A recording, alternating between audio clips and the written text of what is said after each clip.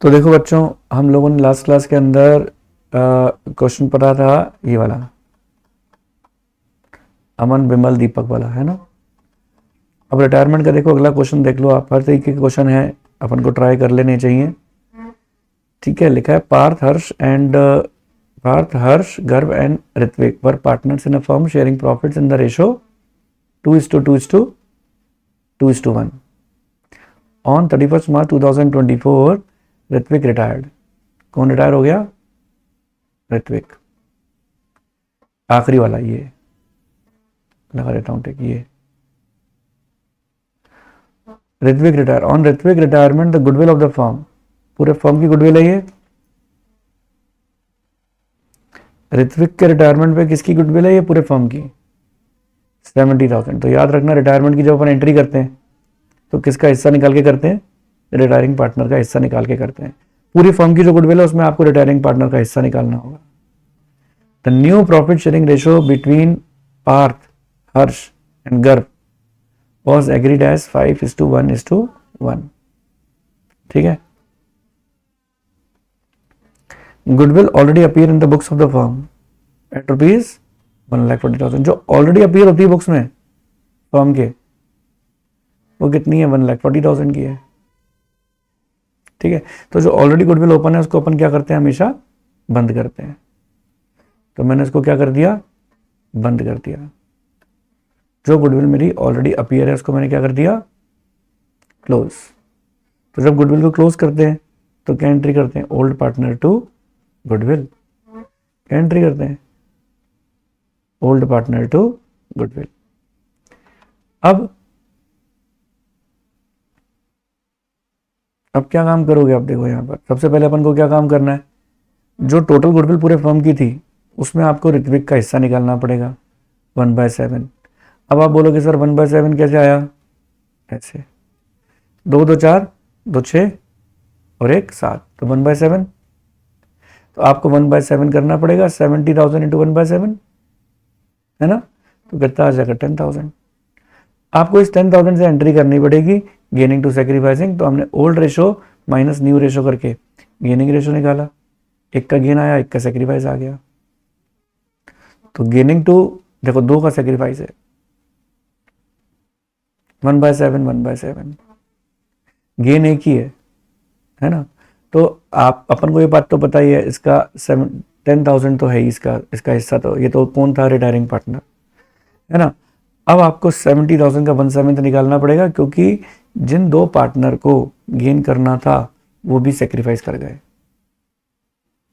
तो ऐसे केस के अंदर जो टोटल गुडविल होती है ना, उसको इंटू कर देते हैं, जो भी आपका गेनिंग सेक्रीफाइसिंग जो भी आया है आपका, उससे इंटू कर देते हैं। तो ये 10,000 आ जाएंगे। ठीक है, तो Parth's capital to Harsh capital to गर्भ्स कैपिटल टू ऋत्विक कैपिटल।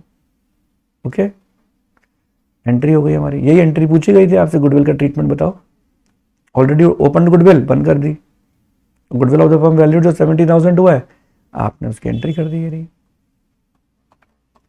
कोई दिक्कत नहीं है। चलिए नेक्स्ट क्वेश्चन। नेक्स्ट क्वेश्चन के अंदर देखो क्या बात है। Sandhya, Kavita and Mridula were partners in a firm sharing profits and losses in the ratio 12, 8 and 5। तो संध्या, कविता और मृदुला 3 पार्टनर हैं, 12, 8, 5 में है। कविता के रिटायरमेंट में गुडविल पूरे फर्म की कितनी वैल्यूड हुई? 50,000 की। ठीक है, and her share of goodwill was adjusted by passing the following journal entry.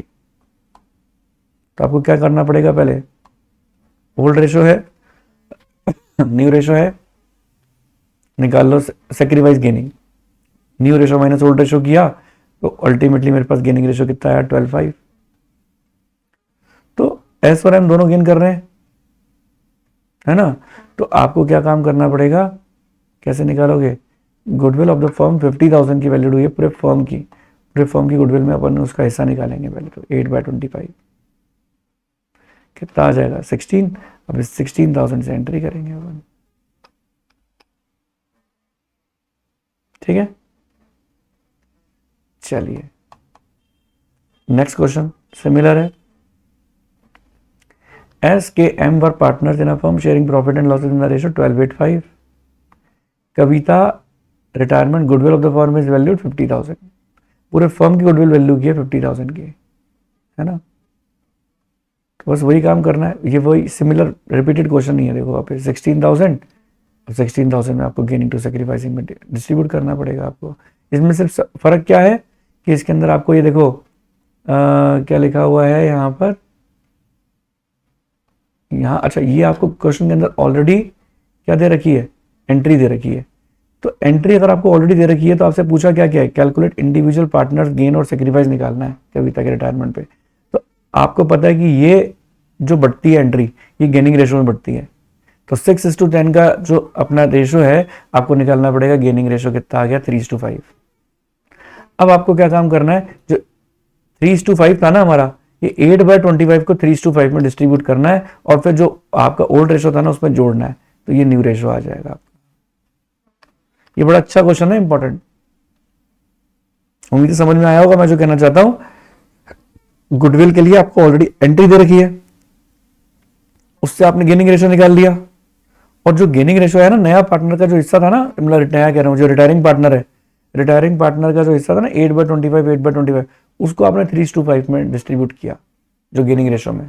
तो 3/25 5/25 आ गया। अब ये 3/25 ओल्ड में जाके जुड़ जाएगा आपका, 12/25 में 3/25, 5/25 में 5/25। तो ये आ गया आपका न्यू रेशो इंडिविजुअल का 3:2। फैक्टराइज कर लो, अच्छा क्वेश्चन है, ये आ सकता है एग्जाम में। ठीक है, चलिए अर्जुन भीम नकुल।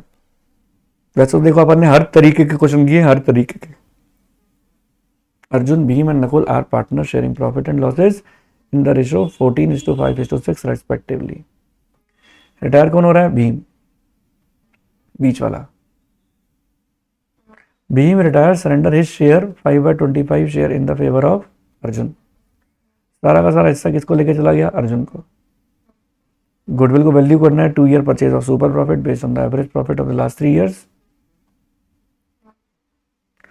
तो profit of the last 3 years कितने दे रखे हैं, ये ये देखो, ये इनका एवरेज किया। अब एवरेज प्रॉफिट माइनस नॉर्मल करेंगे। नॉर्मल कितना है, देखो हमारा नॉर्मल प्रॉफिट ये रहा 30,000 का। 30,000 रुपीज लेस कर दो, 55,000 माइनस 30,000 तो कितना आ गया 25। अब आप क्या काम करना है, 25,000 इंटू 2। गुडविल आ गई पूरे फर्म की। अब इस पूरे फर्म की गुडविल में उसका हिस्सा निकालो, 10,000 आ गया, है ना।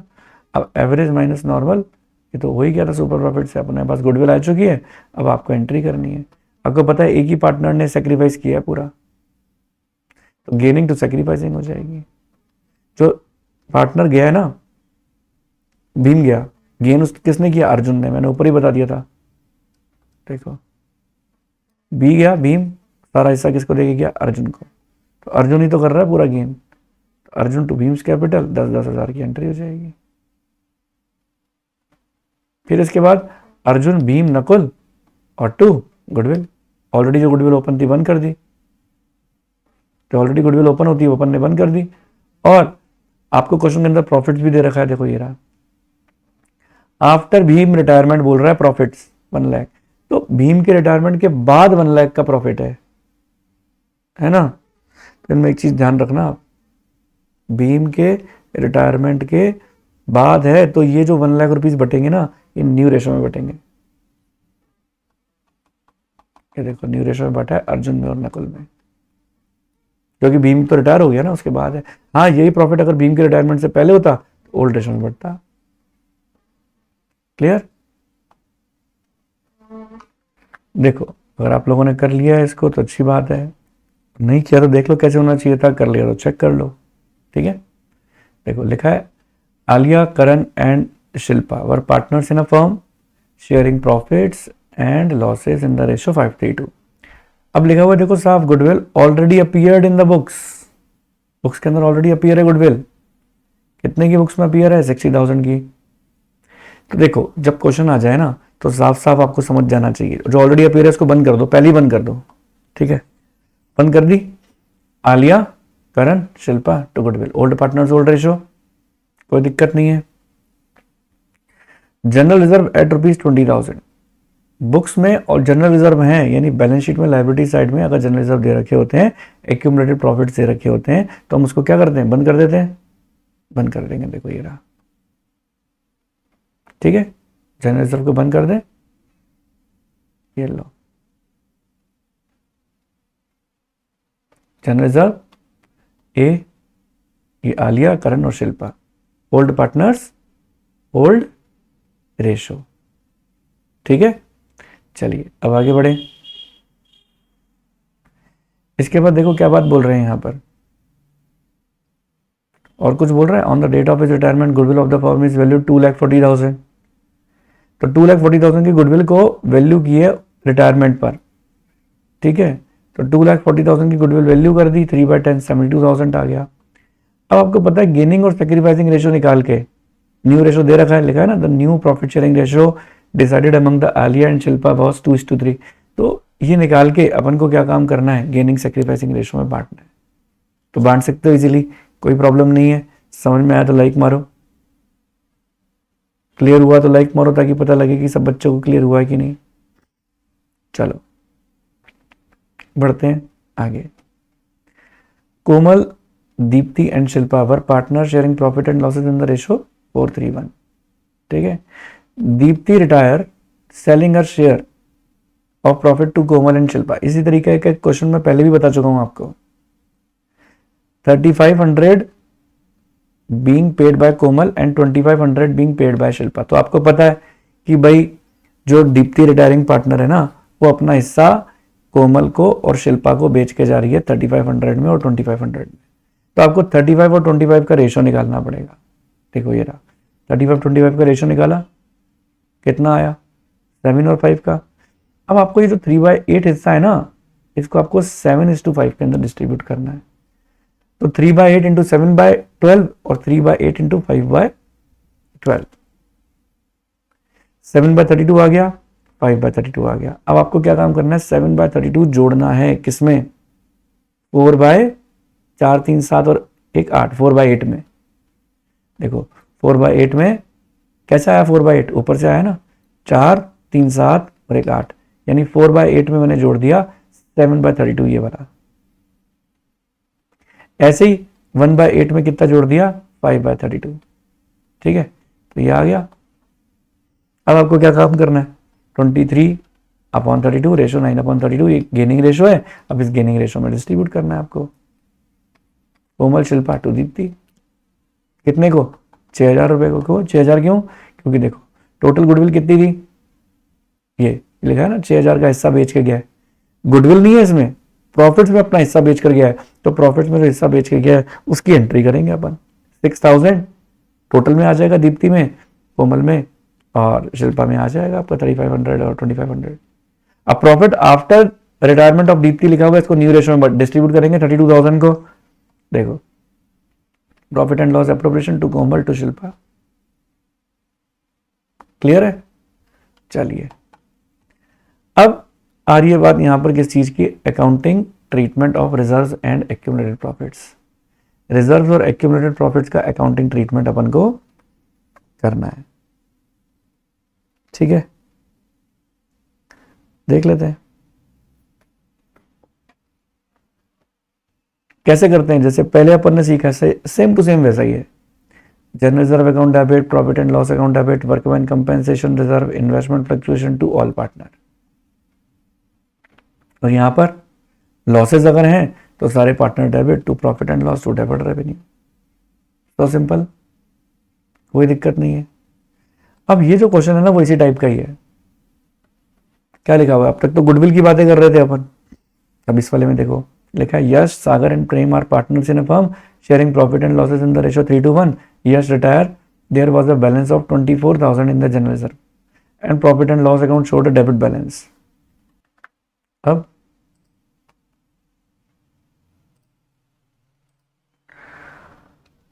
जनरल रिजर्व में 24,000 है, ठीक है। अब प्रॉफिट एंड लॉस अकाउंट में डेबिट बैलेंस है, क्रेडिट बैलेंस होता तो प्रॉफिट होता, डेबिट बैलेंस है मतलब लॉस है। सागर और प्रेम ने डिसाइड किया फ्यूचर प्रॉफिट लॉसेज इक्वली, लेकिन आपको फ्यूचर प्रॉफिट लॉस से कोई मतलब नहीं है, गेनिंग रेशो से कोई मतलब नहीं है, नॉर्मल एंट्री करोगे। General reserve to Yash Sagar Prem old partners old ratio. और जो अगर एक्यूमुलेटेड लॉसेस दे रखा है आपको पीएनएल का डेबिट बैलेंस, उसके लिए आपको क्या काम करना है, उनको डेबिट करना है, Yash Sagar Prem to profit and loss account. ठीक है, ओके।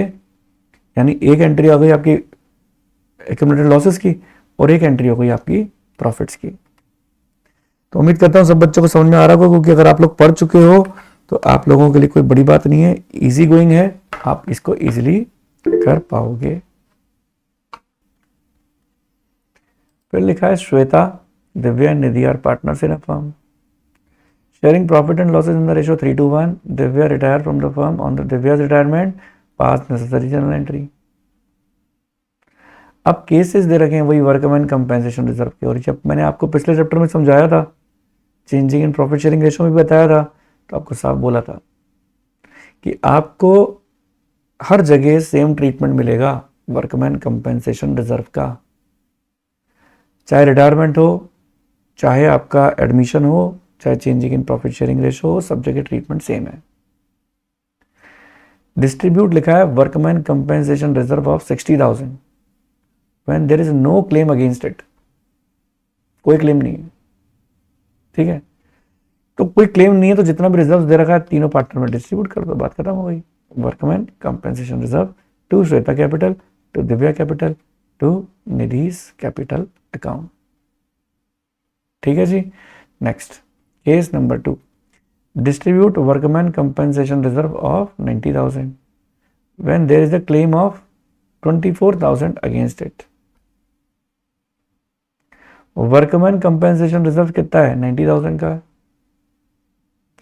क्लेम कितना हुआ है, 24,000, तो उसको आप क्रेडिट कर दो वर्कमैन कंपेंसेशन क्लेम। मैंने आपको पहले बताया क्यों रखते हैं वर्कमैन कंपेंसेशन क्लेम, इसलिए कल को मान लो वर्कर के इंजरी हो जाए, हाथ पैर टूट जाए, तो वहां पर इतना पैसा हमको रिजर्व से अरेंज कर सकते हैं। टू श्वेता दिव्या निधि बचा हुआ पैसा, यानी 90,000 में से 24 गए, 66,000 बचे हैं, जिसको 3:1 में ओल्ड पार्टनर्स में डिस्ट्रीब्यूट कर दिया, खत्म बात। केस नंबर 2 था ये। केस नंबर 3 पर आ जाओ। Distribute workman compensation reserve of 40,000 when claim is also of 40,000 against it. Claim भी जब 40,000 का है, यानी जितने का रिजर्व उतने का क्लेम, तो बचा ही नहीं पार्टनर्स में बांटने के लिए, तो जितने का रिजर्व है उतने का क्लेम आ गया, तो कर दो workman compensation reserve to workman compensation claim. ठीक है जी, बचा ही नहीं है पैसा। केस नंबर 4 पर आ जाओ। Distribute investment fluctuation reserve of ₹30,000 when investment of the book value 1 lakh have a market value of ₹91,000।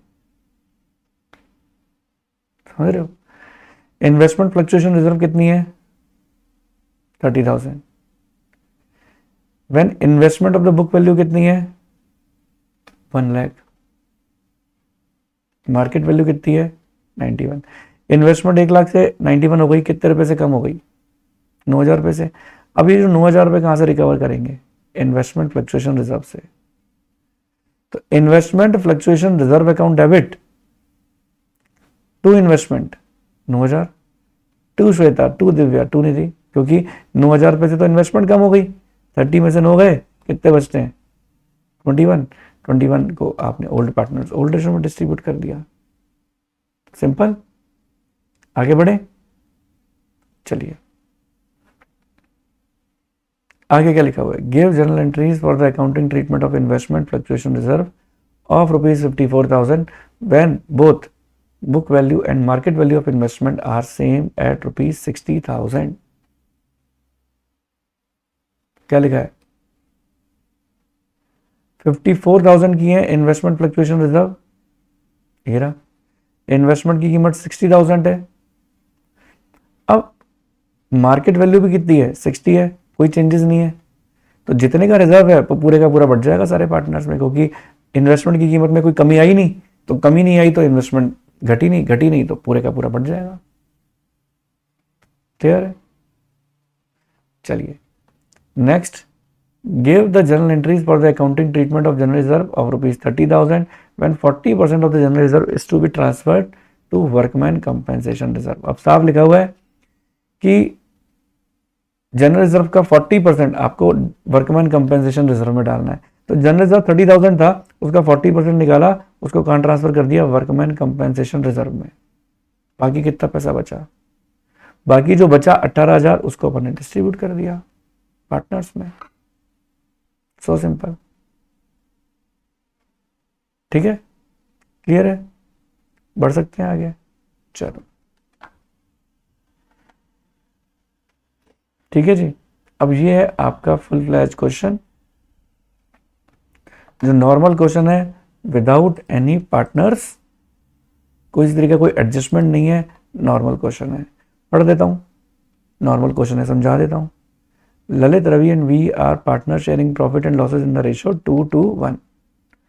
Their balance sheet as at 31st March 2024 is as follows. Liabilities amount, assets amount, creditors हैं, general reserve हैं, ललित, रवि, है ना। यहाँ देखो cash, debtor, debtor में से provision less किए, stock, machinery, है ना, स्टॉक मशीनरी आ गया, टोटल आ गया बैलेंस शीट। नीचे लिखा है वी रिटायर, तो कौन रिटायर हो रहा है? देखो ये वाला। And the amount due to him is paid in cash. और ऑब्वियसली बता रिटायरमेंट का क्वेश्चन है, तो अगर कोई पार्टनर वापस जाएगा तो उसको आपको पेमेंट भी करनी पड़ेगी कैश में। ठीक है। It is agreed to adjust the value of assets and liabilities as follows. Adjust करनी है। Value of machinery be appreciated by 10%। ठीक है, मशीन की वैल्यू एप्रिशिएट कर दी अपन ने कितने से? 10% से। तो चलो कर लो। मशीन को 10%, 3 लाख की थी, 10% बढ़ा दिया। लो, ये 3 लाख की मशीन है, 10% बढ़ा दिया, 30,000 हो गया। फिर इसके बाद provision for doubtful debt to be maintain at 10% on debtors. देखो ये रहा 50,000, इसका 10% निकालो 5,000 होता है, 3,000 की प्रोविजन ऑलरेडी है, 2,000 की तो बनाओगे और, है ना। अब स्टॉक डेप्रिशिएट हुआ है बाय 3,000, तो 3,000 एज इट इज दिखा दो। अब बैलेंसिंग फिगर निकालेंगे, 25,000 आ जाएगा, 10, 10, 5। ठीक है, चलिए। पार्टनर्स कैपिटल अकाउंट में by balance BD, general reserve आपने लिखाया, रिवैल्यूएशन दिखाया। भाई आप ये तो दिखाएंगे, देखो ऊपर जनरल रिजर्व दे रखे हैं, ये रहे, ये बांट देंगे पार्टनर्स में, पार्टनर्स कैपिटल के क्रेडिट में बढ़ गए। रिवैल्यूएशन का प्रॉफिट आया, वो बढ़ गया, है ना। और फिर उसके बाद एल और आर, इनका तो बैलेंसिंग फिगर बैलेंस शीट से आ जाएगा, लेकिन जो पार्टनर रिटायर हो रहा है वी, उसको अपन कैश करके लिखेंगे, क्योंकि पेमेंट करना है अपन को। वो लिखा हुआ था जो पार्टनर रिटायर हो रहा है उसको आपको कैश में पेमेंट करना है, पेड इन कैश। तो कैश में पेमेंट कर देंगे 1,15,000। ठीक है, बैलेंस शीट आ जाएगी। अब देखो बैलेंस शीट के अंदर क्या क्या चीजें हैं? मशीन, जस्ट अ सेकेंड, ठीक है, appreciated 30,000, 3,30,000, debtors less provision 45, stock आ गया, कैश, कैश में आपने 1,15,000 पेमेंट कर दिया, ये बाहर आ गए। कैपिटल, जो नई कैपिटल बची है बाकी पार्टनर की 230 और 180, वो आ जाएगी। क्रेडिटर्स कितने हैं? 50,000 के क्रेडिटर्स हैं हमारे, देखो ये रहे क्रेडिटर्स हैं 50,000 के, वो आ जाएंगे 50,000 के क्रेडिटर्स, ये रहे। ठीक है, और अब अपने आएगा इसके बाद कैपिटल एडजस्टमेंट। पहले बताओ सभी बच्चों को यहाँ तक अच्छी सबको बात क्लियर है? फटाफट से लाइक दे दो, यहाँ तक क्लियर है तो। हालांकि क्वेश्चन है कैपिटल एडजस्टमेंट का, लेकिन कैपिटल एडजस्टमेंट तो सबसे आखिर में जाके करना पड़ता है, पहले सारी बेसिक बातें पूरी कर लेते हैं। Akul, Bakul and Chandan were partners in a firm sharing profit and losses 2:1 on 31st March 2018। There balance sheet was as follows. Liability दे रखी है आपको, क्रेडिटर्स हैं employees provident fund, general reserve, partners में बढ़ जाएंगे, पता है आपको। एम्प्लॉइज प्रोविडेंट फंड कहने को फंड है, लेकिन ये नॉर्मल आउटसाइडेड लायबिलिटी जैसे ट्रीट किया जाता है। कैशड बैंक के डेटर्स हैं, प्रोविजन है, stock, furniture, plant and machinery, Akul, Bakul, Chandan. Bakul retire हुआ है, बकुल मतलब बीच वाला, ये रहा। Plant and machinery under valued है। कोई भी चीज़ को अगर आपने अंडर वैल्यू कर रखा है तो अब आपको उसकी वैल्यू बढ़ानी है तो क्रेडिट में लिख देंगे जाके, ये रही, ये लो। कैसे निकालेंगे? देखो प्लांट एंड मशीनरी 1,80,000 है, 10% से कम है, तो 1,80,000 अगर 90 के बराबर है तो इंटू 10 के बराबर कितना होगा? 20,000। ये आ गया 20,000। फिर इसके बाद देखो, provision for doubtful debt was to be increase to 15%, increase up to 15% on debtor. देखो 60,000 है, उसका 15% निकाला तो कितना आता है? निकाला हुआ है 9,000, जबकि ऑलरेडी बने हुए हैं 2,000। तो अब आपको और कितने प्रोविजन बनाने हैं? और हमें प्रोविजन बनाने हैं 7,000 के, ठीक है। फर्नीचर, अच्छा उसके बाद क्या लिखा है? Furniture was to be decrease to 87,000, 87,000 तक फर्नीचर डिक्रीज किया। ऊपर देखो फर्नीचर कितना था? 90 से कितना हो गया? 87, कितना हो गया? 3,000। फिर इसके बाद देखो प्रॉफिट्स आ गए 4,000, 4,000, 2,000, बैलेंसिंग फिगर किया। अब आपको सबसे पहले कैपिटल दिखानी है यहाँ पे 160, 120, 92। ये कैसे आती है? ऑलरेडी जो बैलेंस शीट के अंदर अपन को दे रखी होती है, देखो 1,60, 120, 92, यही लिखी है मैंने यहाँ पर, 160, 120, 92। जनरल रिजर्व जो देखो ऊपर दे रखे थे अपन को, वो अपन ने डिस्ट्रीब्यूट कर दिए। 20,000 की जनरल रिजर्व है, old partners old ratio distribute कर दिए। गुडविल की एंट्री कर दी, करनी आती है। गेनिंग टू सेक्रीफाइसिंग, पूरे फर्म की गुडविल 3 लाख दे रखी है, आपको रिटायरिंग पार्टनर का हिस्सा निकालना पड़ेगा। निकाला होगा देखो यहाँ पे, पूरे फर्म की गुडविल ये रही, ये रहा। बाकुल का शेयर निकाल दिया, 1,20,000 आ गया। इस 1,20,000 से आपने एंट्री कर दी गेनिंग टू सेक्रीफाइसिंग की। कैसे होगी? ओल्ड रेशो है ही, बाकुल गया तो न्यू रेशो निकालना आता है, न्यू रेशो आता है तो फिर गेनिंग रेशो भी आता होगा। गेनिंग रेशो निकालती है, एंट्री कर दी। अब कॉन्ट्रा एंट्री जैसी पोस्टिंग होगी, आपको पता होगा इसकी एंट्री कॉन्ट्रा जैसे पोस्टिंग होती है, डेबिट वाले क्रेडिट, क्रेडिट वाले डेबिट। देखो बाय ए कैपिटल, बाय सी कैपिटल, और टू बी कैपिटल। बी लिखा तो ए और सी के कॉलम में, बाय ए सी लिखा तो बी के कॉलम में। रिवैल्यूएशन का प्रॉफिट आ गया। अब आपको देखो ए का और सी का तो बैलेंसिंग फिगर नॉर्मल करना है, बी का जो बैलेंसिंग फिगर आ रहा है वो लोन अकाउंट में डालना है, क्योंकि इतना पैसा है नहीं। 2,52,000 का पेमेंट करना है हमारे पास, बैंक में देखो 42 ही पड़े हैं, कहाँ से करोगे 2,52,000 का पेमेंट? दिक्कत है ना। अब ये देखो CDBD में ट्रांसफर किया, ये CDBD में ट्रांसफर किया। अब अपन को क्या काम करना है? इन दोनों को जोड़ेंगे। कैपिटल एडजस्टमेंट है ना, क्वेश्चन में लिखा हुआ है, capital of the new firm was to the new profit sharing ratio of continuing partner. तो देखो कैपिटल एडजस्टमेंट के लिए 92 और 58 को जोड़ेंगे। देखो 92, 58, 1,50,000, जिसको न्यू रेशो में डिस्ट्रीब्यूट करना है, क्वेश्चन में लिखा है ऐसा। 1,50,000 को मैंने न्यू रेशो में डिस्ट्रीब्यूट कर दिया, 1,50,000 आ गया। अब 1,50,000 यहाँ लिख दिया मैंने, ये रहा, है ना। अब बैलेंसिंग फिगर कर दो, ये ए का बैलेंसिंग फिगर क्रेडिट में आ रहा है और बी का, सी का जो आ रहा है वो डेबिट में आ रहा है। बैलेंस शीट जब बनाओ तो जितने भी कैश एट बैंक क्रेडिट होते हैं उनको जोड़ते हैं, और जितने भी कैश एट बैंक डेबिट होते हैं उनको माइनस करते हैं। फिर इसके बाद आपको ए और सी का लिखना है। बी का लोन 252 आया था, देखो ये रहा ऊपर, ये रहा, वो भी लिख दिया लाइबिलिटी में। मैंने बोला था पीएफ को छेड़ेंगे नहीं, क्रेडिटर ऐसे कैसे आ जाएगा? Plant and machinery under valued हुई थी, 20,000 जोड़ दो। डेटर में अब फाइनल प्रोविजन 9,000 के थे, देख लो ऊपर प्रोविजन 7, और ऊपर ऑलरेडी कितना था? 2 का था, 7, 2, 9।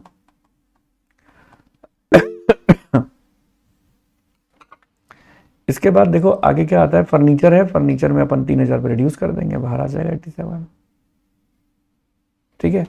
स्टॉक 80,000 है, फिर आपको बैलेंस शीट का टोटल मैच हो जाएगा यहाँ पर। तो इस तरीके से ये पूरा क्वेश्चन हो जाएगा, एक एक करके सारे कैपिटल एडजस्टमेंट है। अब दूसरा कैपिटल एडजस्टमेंट है, when total capital of the new firm is already given in the question. ये करेंगे अपन अपनी नेक्स्ट क्लास के अंदर। उम्मीद करता हूँ यहाँ तक की बात अच्छी तरह समझ में आई होगी।